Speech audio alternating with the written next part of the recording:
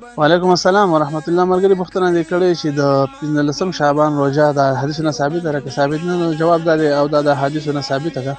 د ابن ماجه وغیره حدیثو کې راغلي د ورځې روژه نیول د شپې عبادت کول دا مستحب دي. البته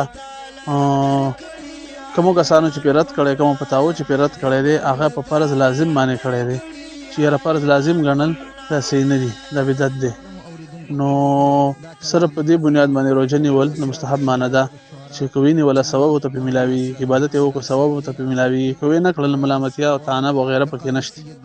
البته مفتی منظور منګل سے فرمایي وي که یو کس غواړي چې زه دغه روژه ونیسم ثواب راته په ملاوي شي او خبرو کې مړانه شم، نو هغه وایي د صحیح احادیثونه ایام 20 ثابت دي، 15 او 14 15 ایام 20 روژه دې ونیسي ثواب ته په ملاوي او دغه نه بچ شي.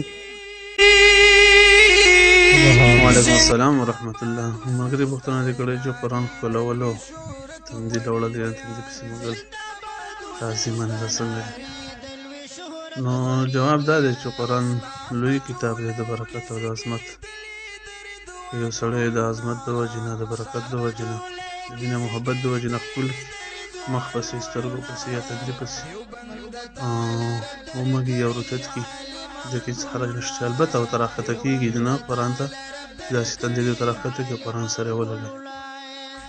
دا د صحابو نه د حضرت عمر رضی الله عنه حضرت عثمان رضی الله عنه ثابت دي. هغوی بار سهار چې کومه دی قرآن ښکلوو او مخ مبارک پسې به هغوی سره به لګوو. محمودیان ذکر کړي فتاوا محمودیه شامي هم دغه ذکر کړي.